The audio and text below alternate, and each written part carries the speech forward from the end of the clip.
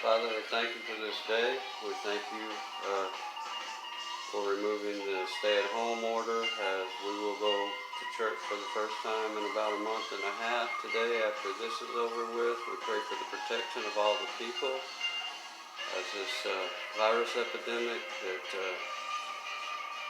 you just take care of us. Take care of us all. Keep us healthy.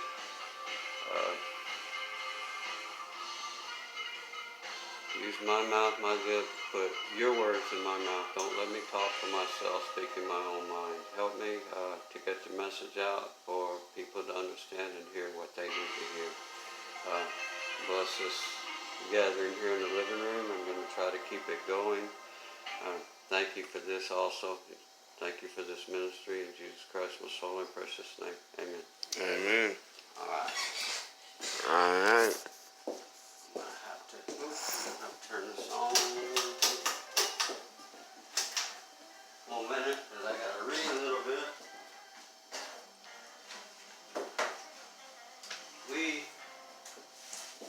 I was going to continue with the I am divine thing, but then when they lifted the shelter-in-place order, and everybody is complaining and having protests and everything about having to stay at home, I thought about Noah, especially since I see on Facebook everybody saying, oh, Noah was quarantined for 40 days. No, he wasn't.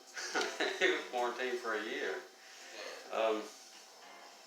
Okay, so I'm going to read out of two different versions. I copied this off the New American Standard Bible, Genesis 6, 1 through 3.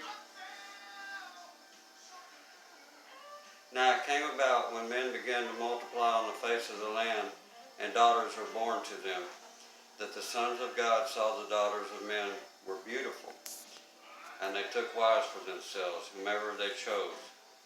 The Lord said, my spirit shall not strive with man forever, because he also is flesh. Nevertheless, his days shall be 120 years.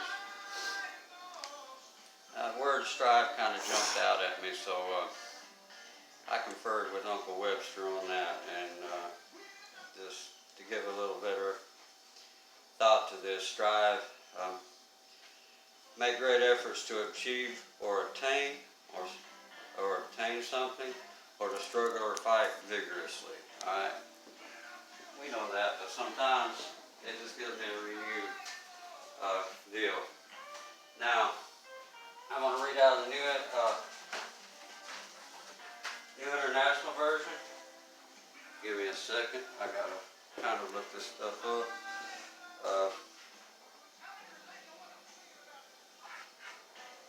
I'll go forward with chapter 6 to 17 through 22.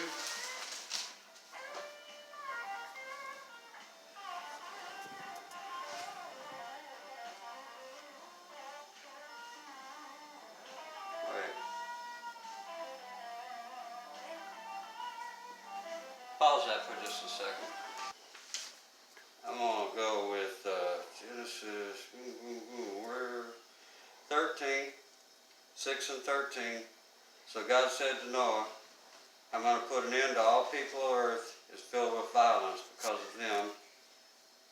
I'm surely going to destroy them and the earth. So make for yourself an ark. Okay, I'm just going to cut there and jump to 17 through 22.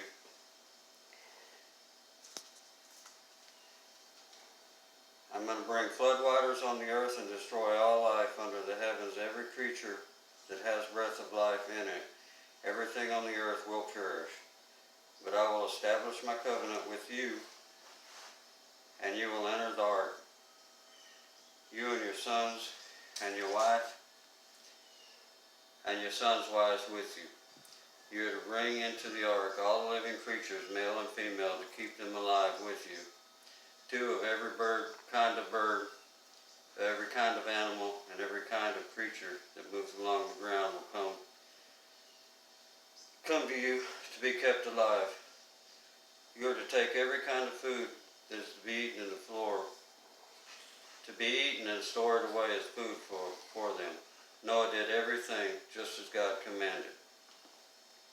Alright, and 7:1-6.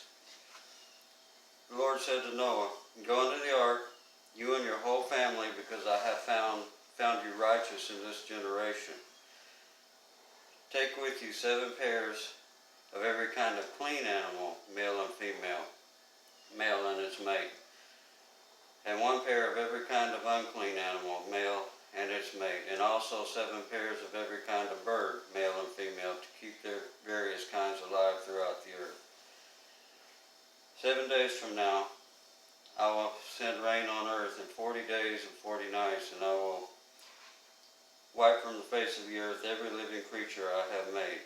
And Noah did all the Lord commanded him. 24, let's see. Noah was 600 years old when the floodwaters came on earth. I want to skip to 24, verse 24. Boom, boom, boom, boom, boom. And the waters flooded the earth for 150 days. Okay. It rained for 40 days and 40 nights. The flood was for 150 days. I want to go to 8, chapter 8, verse 6. I'm going to draw this out for just a little bit, and then I'll get on to talking. After 40 days, Noah opened the window and made he had made in the ark. I just wanted to slam that in there because y'all got to think. There's 7 pairs of clean animals, 2 pair of all the unclean animals, okay? Now, how many times I got to yell at you, "Clean out that cat box. Man, that is nasty. It's a horrible smell. I hate it when I walk around." Can you imagine being stuck inside for 40 days, 150 days, whatever, with all these animals? You having to be shut in. I'm sure they clean some, but oh man. Okay.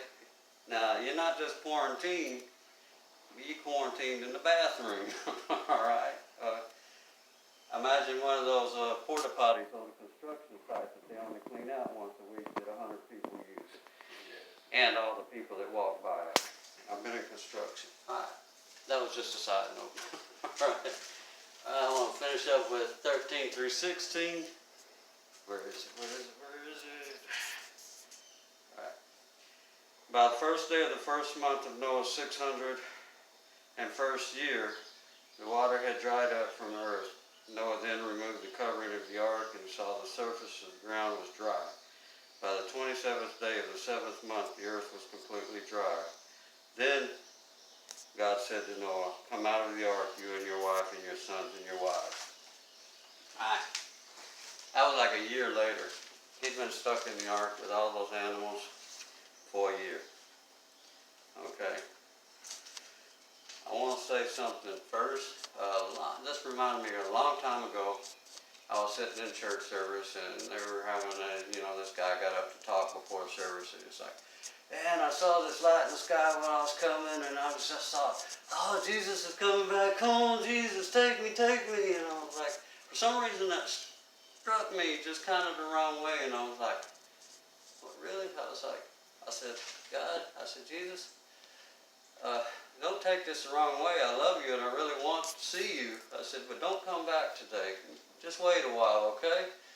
And you know how I said God talked to me immediately, back in those days he did a lot. I got this question popped right straight in my mind. Why? He forced me to acknowledge, and I was like, well, I said, there's a lot of lost people out there. What about, if you come today, what about the ones that would have been saved tomorrow? Okay. And he brought me back to this, to Noah.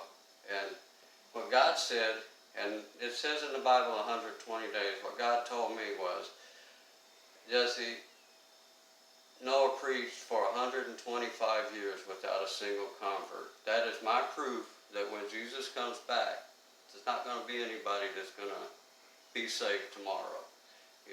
125 years. So apparently, Noah was already preaching like 5 years before this, before this come. And God still gave him 120 years to convert somebody, to get on board with the ark, to get on board with God. And then the floods, they did everything.